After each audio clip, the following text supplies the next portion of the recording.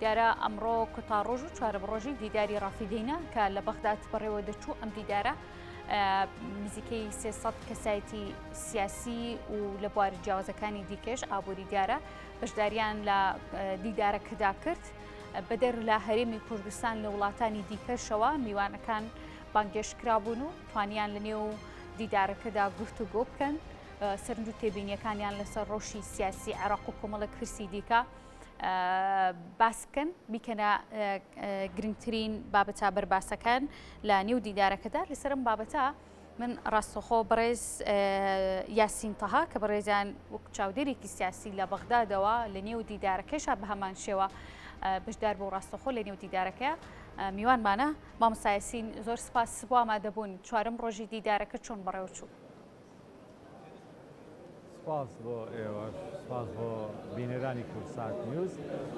بێگومان دیدارە شێوەیەکی ساڵانەی هەیە، دەرفەتێکە بۆ کۆبوونەوەی کۆمەڵێک لە سیاسەتوان و شارەزا و پەیوەندیدارەکان بە کاروباری عێراق. لێرە خەڵکانی سەربازی و ئەمنی هەن، خەڵکانی سیاسی هەن و خەڵکانی پسپۆڕیش هەن لە جیاجیاکانی حکومڕانی و لێرە دەرفەتێکە بۆ پێداچوونەوە بۆ خستنە ڕووی هەندێک ئامار بۆ یەکترناسین و بۆ گۆڕینەوەی بیرۆڕا. ئەلبەت کەشی سیاسی عێراق زاڵە بەسەر دیدارەکە. ئێمە دوێنێ لە بۆ نمونە کە لە نزیک شوێنی دیدارەکە دانیشتنی پەرلەمان کراوە، زۆرێک لە پەرلەمانتارەکان دێن بۆ ئێرەوە ئەچن ناوچەی سەوز بە ئامانجگیراوە لە دەرەوەی دیدارەکە کە دەیت ڕێگری کردن لە هەوڵی خۆ دروستبوونەوەی خۆپشاندان هەیە. هەر بۆ خۆی ئەو مەشهەدانە عێراقی ئێستا پێ ئاشناکە و ئەو خەڵکەی کە دێنە ئێرە یەکەم شت و یەکەم پرسیارەکەن چۆنەتی دەرچوونە لەو تەنگەژەی کە هەیە، چۆنەتی چارەسەرکردنی ئەو قەیرانەیە کە هەیە. هەموو میوانانەشی کە چوونەتە سەر ستەیج یەکەم پرسیارکە لیان کراوە پەیوەندی بە دوا پێشهاتی سیاسیەوە هەیە، جۆرێک لە بێسەروبەرەیی یاخود لە ناڕوونی دیدگا دەربارەی خۆناغەکانی ئایندا بەسەر بڕیاری سیاسی عێراق ئازاڵە. بەڵام کۆی پرسەکان بۆ چارەسەر و بۆ ڕۆژی عێراق باسی لێو کراوە پێویستە چۆن چارەسەری ڕۆژەکان بکرێت و کەسایەتە سیاسیەکان ئەوانەی دیکە میوانانی بیانی کە بەشدار بوون چیان لەسەر چارەسەری کێشەکانی عێراق بووە وەکو پێشنیار؟ هەموو ئەوانەی کە بەشدارن هاودەنگن و کڕان لەسەرەوەی کە نابێ ئەو دۆخە بەو چەق بەستویەی بمێنێتەوە لەبەر نەک لەبەر خاتری لایەنە سیاسیەکە. عێراق بە کۆمەڵێ تەنگەژەی گەورە ئەڕوا، دیکێک لەوانە ئەمنیە هەڕەشەی داعشە کە لێرە زۆر بە جددی باسی لێوا کرا و هەڕەشەی ڕێکخراوە تۆنڕەوە تیرۆریستیەکانە. و دووەم مەسەلەی ژینگەیە، عێراق ڕوبەڕووی وشکە ساڵی و کەوتۆتە ناو دڵی گۆڕانی کەش و هەواوە لە ڕۆژهەڵاتی ناوەڕاست. مەسەلەی دیاردەی مادەی هۆشبەر و مخەدیراتە وەکو مەترسیەک و یەکێکی تر لەو مەترسیە گەورانی کە ڕوبەڕووی عێراق بۆتەوە مەسەلەی گەندەڵیە و گۆڕانی گەندەڵیە لە دیاردەوە بۆ لە حاڵەتەوە بۆ دیاردەوە بۆ سیستەمێکی گەورە. ئەمانە چوار مەترسی سەرەکین وەکو مەترسی لە پێشینە لەسەر عێراق دەستنیشان کراون و ئەوانەی کە کۆبنەوەڵێن پێویستە ڕەوشی سیاسی ئاسایی بکرێتەوە، حکوومەت پێک بهێنرێ، سەرۆکاتیەکان هەڵببژێرن بۆ ئەوەی بتوانن بچنە بابەتی چۆنێتی ڕوبەڕووبوونەوەی ئەو مەترسیانەی کە هەیە. هەموو ئەوانەی کە پەیوەندیان بە ڕەوشی ئابووریەوە هەیە و لێرە ئامادەن باز دەواکەن بەبێ ئۆقرەی سیاسی ناتوانانی بازەوە بەرهێنان بکەین، ناتوانانی باز دە پرۆژە بکەین، ناتوانانی باز دە بودجە بەبێ پەرلەمان کە ئەکتیڤبوونی پەرلەمان ناتوانانی باز دە بودجە بکەین، بەبێ کارایی پەرلەمان ناتوانانی چاودێربی بەسەر دەوڵەتەوە، دەرفەت ئەڕەخسێ بۆ زۆربوونی گەندەڵی. بۆیە ئەو ڕەوشەی کە هەیە تەنها زەرری لە کایە سیاسیەکە نەداوە، زەرری گەورەشی بۆ سەر ئابووری و بۆ سەر پەرەپێدان و بۆ سەر ئۆقرەی هەیە. هەموو هاودەنگن لەسەر ئەوەی پێویستە بە هەر نرخێک بۆ بار جۆرێک بووە حکوومەت دروست بکرێت، حکوومەتی نوێ کامل دەسەڵاتی هەبێ، سەرۆکاتیەکان هەڵببژێرن، پەرلەمان دەست بە ئەرکی چاودێری خۆی بکە و ئەگەر ئاساییە لەو ماوەیە کە دەست پێەکە پلان دابنێ بۆ هەڵبژاردننی پێشوەختە ئەو لایەنانی کە ناڕازیان ڕازیان بکات. بەڵام داڕشتنی بودجە چارەسەرکردنی مەسەلەی نەوت لە نێوان هەرێم و بەغا، مەسەلەی ڕوبەڕووبوونەوەی تەنگەژە ئەمنیەکان، ئەمە پێویستی بە پەرلەمانێکی کارا و بە حکوومەتێکی دەسەڵات فراوانەوە هەیە کە ئێستا نییە لە ئێران. باشە مامۆسایەسین کۆیم پرسانی کە جەناب باس لێوە کرد کەسانی وەکو ئێوە کە شارەزان لە بارودۆخی عێراق بە دوواداچوون بۆ کوی پرۆسە سیاسی و تنگەشە سیاسیەکان لە عێراق و لە ناوچەکەیان دەکەن. ئەمانە باسی لێو کرد کە باسی لێو کراوەگەڵ لەلایەن کەسانی دیکەوە، بەڵام لە نێو فیگەرە گرنگەکان کەسایەتە گرنگەکان هەم لە عێراق هەم لەسەر ئاستی نێودەوڵەتی کە تێیدا بەشدار بووە کە بتوانرێت ئەم قسە و تێبینی و پێشنیارانە بە هەند وەربگیرێ بۆ چارەسەرکردنی کێشەکانی عێراق.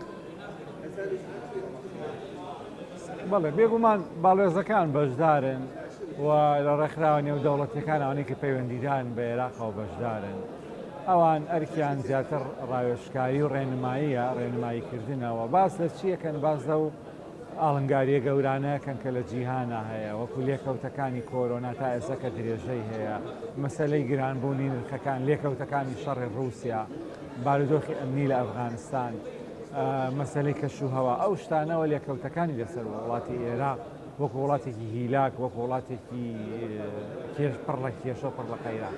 و باس دەواکەن کە نابێ مەسەلەن سیاسیەکان یاخود هێزە سیاسەکان تەنها خۆیانیان لە بەرچاو بێەوە تەنها چاویان لەسەرەوە بێ فڵان پۆست بۆ من فڵان پۆست بۆ تۆ من بەوە ڕازی من بەوە ڕازی نیم. ئێوە لە ناو کەشتێکی گەورەتران بۆ ئەم جیهانەی کە ئێمە تیاژین لە هەموو لایەکیەوە ئێستا ئەم کێشە و قەیرانانەی تایە و بە تایبەت ڕووتەحەدای گەورە مەسەلەی گرانبوونی نرخەکانە، مەسەلەی گرانبوونی نرخی خواردەمەنیە، مەسەلەی لێکەوتەی ئەو جەمسەرگیریە توندە تیژەیە کە بەهۆی شەڕی ئۆکرانیاوە لە نێوان رووسیا و لە نێوان وڵاتانی ئەوروپا دروست بووە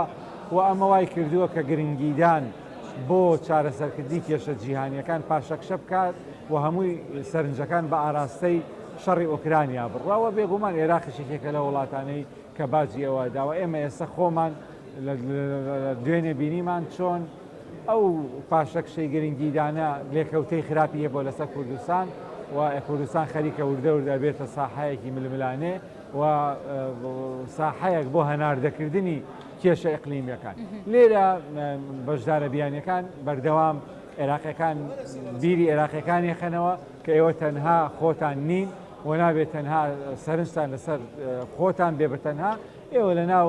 لە چوارچێوەیەکی گەورەتر ئاژین و ئەو چوارچێوەیە یارمەتیدەر نییە بۆ ئەوەی کە ئێوە ناکۆکیەکانتان بەو جۆرە و بەو تیژیە درێژە پێ بکەن. باشە کەسایەتی سیاسیە گرنگەکان ئابوووریە و توێژەرە گرنگەکانی عێراق کێ تێیدا بەشدارە بۆی ئەم پەیامانیان پێ بگاڕاستە خۆ؟ ئەڵبەت زۆر کلایەن بەشدار و بانگێش کراون لە وەزارەتەکان، لە بەرپرسە ئەمنیەکان، لە بەرپرسە سیاسیەکان، ئەوانەشیان کە بەشدارنی دیدارەکە پەخشی ڕاستەوخۆ هەیە لە هەموو لە زۆرێک لە کەناڵە عێراقیەکان کە یەکێک لە ئێوە کەناڵی کورساتە. دووەم تیمێک هەیەن لێرە تەفریقێکەنەوە ینی ئەینووسنەوە و خێرا لە گروپە گرنگەکانی عێراق کە ئێستاوەی بووە بە دیاردە بەشی زۆری بەرپرسەکان لە ڕێگەی گروپەکانی واتساپەوە دیالۆگەکەن و بەرداوام جۆرەها گروپ هەیە بۆ دیالۆگ و لەو گروپانە بڵاوە بنەوە و ڕایهی گشتیش دروستەکەن لە شەقاما پەیامەکان و مەسجەکان ئەگەن و زۆریشان ینی ئەمە ڕۆژی چوارەمە هەر ڕۆژێک لەو ڕۆژانە مەسەن سەرۆکی پەرلەمان لێرە بۆ زۆرێک لە وەزیرەکان لێرە بوون بەشێکی زۆر سەدرەکان لە افتتاحی ئێرە بەشدار بوون، بەڵام لە ڕۆژانی دوایی بایکوانی بەشدار نین لە ئەو چالاکی سیاسیانێکە. ئەمە بۆچێ دەگەڕێنەوە کە لێرە تەرحەکرێ؟ بەڵێ سەدرەکان بڕیارێکیان هەیە کە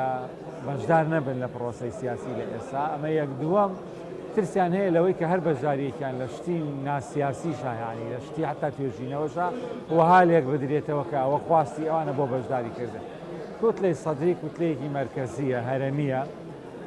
کەسی بڕیاردەری یەکەم تێیدا ڕێبەری ڕەوتەکەیە کە موقتەدا سەدرە و ئەو ێستا لە دۆخی ئەواش بایکۆتی پرۆسەی سیاسی کردووە. هەچەند زۆر باسکرا لێرەکە و لە شوێنی تریش کە گوایە بەنار ڕاستەوخۆ دیالۆگ لەگەڵیا بەردەوامە و هەوڵ هەیە بۆەوەی مەسەن ئاخر جار بڕیار بۆ دوێنێ یاخود پێرێ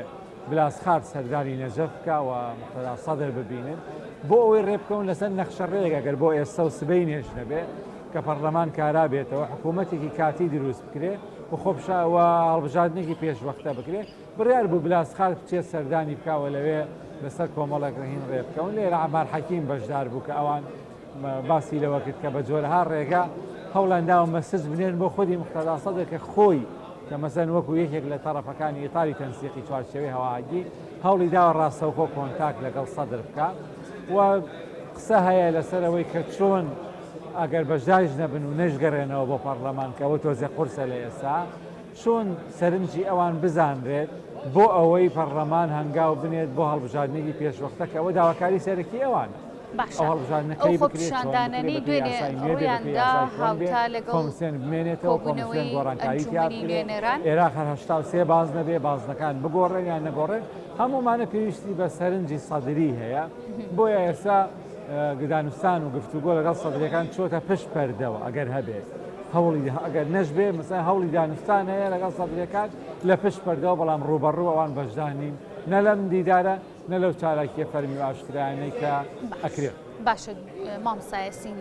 هاوشان لەگەڵ ئەم دیدارەدا کە دوێنێ سێهەم ڕۆژی بوو کۆبوونەوەی ئەنجومەنی نوێنەران بە هەمان شێوە و پرسی دەست لە کارکێشانەوەی محەممەد حەلبوسی کە دواتر لەلایەنە دامانی ئەنجومەنی نوێنەرانەوە قوبڵ نەکرا و دووبارە بە سەرۆکی ئەنجومەنەکە دەستنیشان کرایەوە کاندیدکردن و دەستنیشانکردنی جێگری یەکەمی سەرۆکی ئەنجومەنی نوێنەران کۆی ئەم بابەتانە دوێنێ لە نێو بەخدا پرسە گرنگەکان بوو لە نێویاندا چەند موشکێک بینیمان لە ناوچەی سەوز لە نزیک دیدارەکانەوە ئاراستەکران خۆپیشاندان هەبوو لە بەغدا ئەمە دەنگ و ویست و ڕەئی سەدریەکانی گەیاند بە ئامادەبوانی دیدارەکە. باشە مامسا بۆ دووبارە دەکەمەوە گەرگوێویستی دەنگی منیت پرسییم هاوشان لەگەڵ دیدارەکەی دوێنێدا کە هەبوو کۆبوونەوەی ئەنجومەنی نوێنەرانیش هەبوو لە هەمان کادا بینیمان خۆپیشاندان لە ناوچەی سەدر و لایەنگرانی سەدر ڕوویدا ئەمە دەنگی سەدریەکانی گەیاند ڕەئی سەدریەکان بوو بە پێشنیار و بە بۆچوونی ئێوە.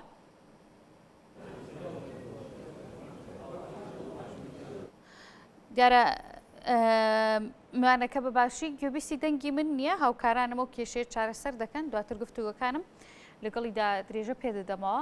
دیارە دوێنێ لەگەڵ ئەوەی کە ئەنجومەنی نوێنەرانی عێراق کۆبوونەوەیەکی هەبوو محەممەد حەلبوسی سەرۆکی ئەنجومەنەکە نامەی دەست لە کارکێشانەوەی ئاراستەی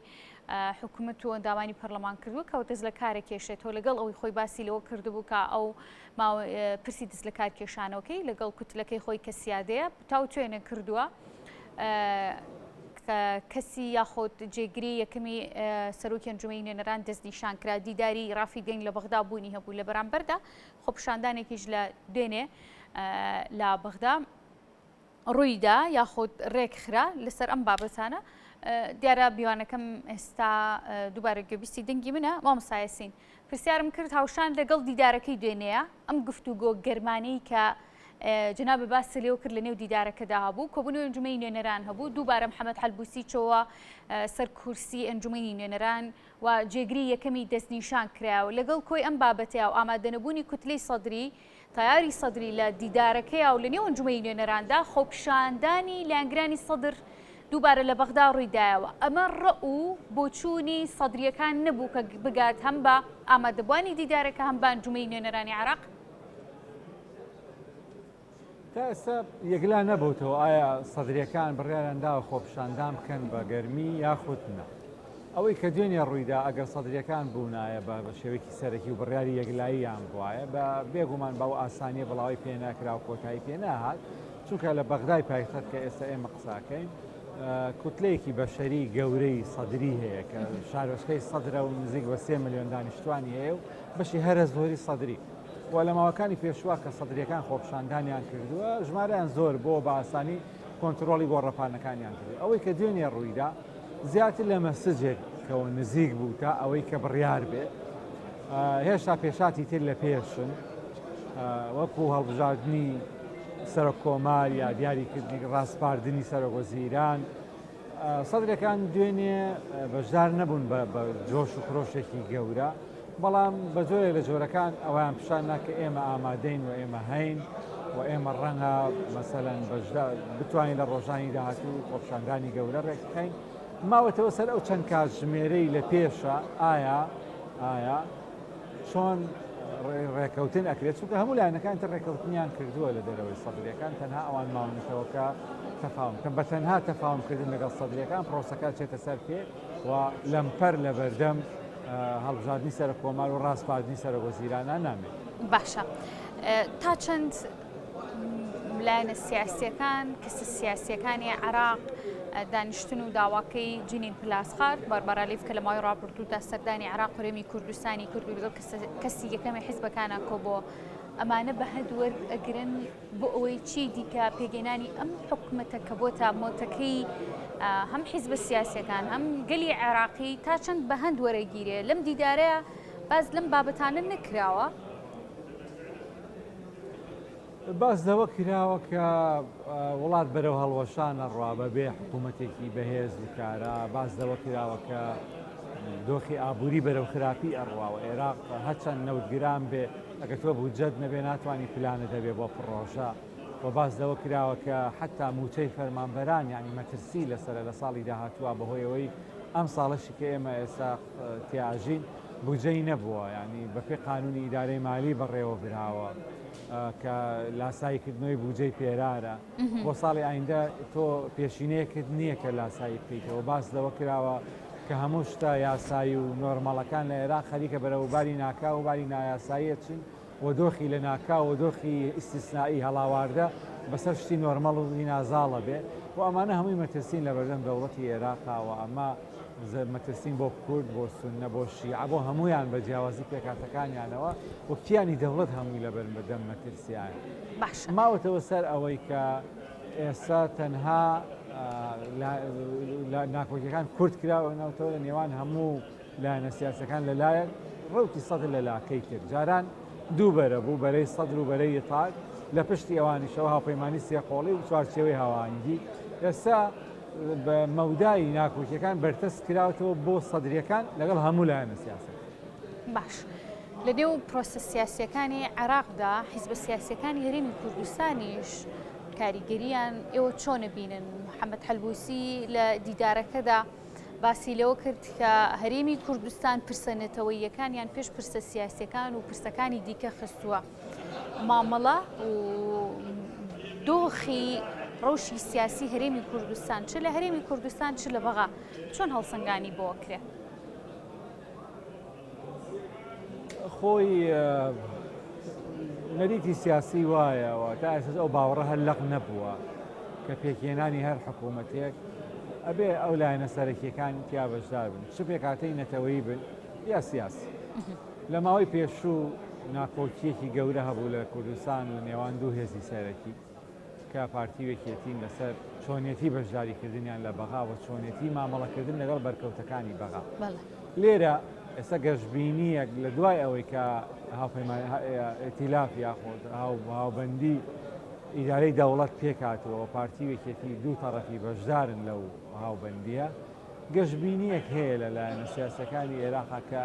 ئەو گرەیە ینی کۆمەڵە گرێ هەبوون لە بەردەم خۆناغی نوێ یەکێک لە گرێەکان ناکۆکی کوردی بوو ناکۆکی ناوخۆی کوردی بوو گەشتبینیەک هەیە کە بەشداری ئەو دوولایەنە لەم هاوپەیمانێتیە بەرفراوانە دەستپێک بێ بۆ چارەسەربوونی ئەو گرێ کوردیە کە لە ڕۆژانی داهاتووە زیاتر پێویستیان پێێتی چونکە لە دوای هەڵبژاردنەوەی محەممەد حەلبوسی و لە دوای ئەو هەڵبژاردننی جێگیری سەرۆکی پەرلەمان ئێستا ئەوەی کە دێتە پێش هەڵبژاردننی سەرۆک کۆمارە ناخوازن هەموو لایەنە عێراقیەکان بە شیعە و سونەوە ناخوازن بچنە بەردەم دوو بژاردەی کوردی خوازیان یەک بژار دەبێت لیان نانی کەم بەرچاویان ڕوون بێ کە ئایا بڕیاری کوردی چۆنە بێ و لە فترەی داهاتوو لەم لە ئێستا تا هەفتەی داهاتوو زۆرترین فۆکەس لەسەر بڕیاری کوردستان ئەبێ ئایا چۆن مامەڵاکەن کوت لە کوردیەکان لە پێش هەمویانەوە پارتی وەکێتی بە دوای ئەوانە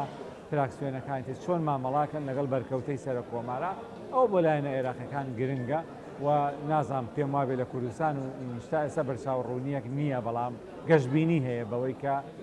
ڕێکەوتن هەبێت. باشە زۆر جار دەوترێت لە زۆربەی پرۆسە سیاسیەکاندا و لە زۆربەی پرسە نێودەوڵەتیەکانیشدا عێراق بەخت یاوەری نەبووە بۆ نمونە لەگەڵ پێگەێنانی ئەم تەحالوف و هاوپەیمانیەتە نوێ لە نێوان ئەم حیزبە کوردیەکان بە دیاریکراوی یەکێتی و پاردی کە دوو حیزبی سەرەکین لە هەرێمی کوردستان و لە عێراقیش بە هەمان شێوە ڕۆڵ و کاریگەریان هەیە لەگەڵ حیزبەکانی چوارچێوەی هەم زۆربەی حیزبەکانە بەدەر لە کوتلەی سەدرەکان ناکۆکی یاخود ئەو ڕەوشە کۆمەڵایەتی سیاسەیە کە لە ئێراندا ئێستا و خۆپیشاندانەیە ڕوودەدات و دوێنێش ئێران چەند هێرشێکی بۆ سنوورەکانی هەرێمی کوردستان ئەنجام داوە ئەمە هیچ کاریگەریەک لە دروستبوونی ئەو هاوپەیمانێتی و پێگەنانی حکوومەت ناکات لە کاتێکا زۆر باز لەوەکرێ ئێران ڕۆڵی سەرەکی هەیە لە پێگەنانی حکوومەتی عێراقا.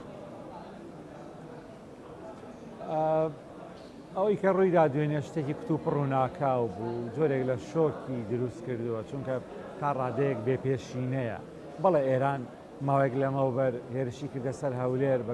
بە پاساوی ئەوەی کە بنکە ئیسرائیلی لێیە بەڵام ئەمەی دوێنێ بە درۆن بووە زنجیرەیەک هێرش بووە زیاتر لە جێگایەک بووە بەڵام لە نەتیجە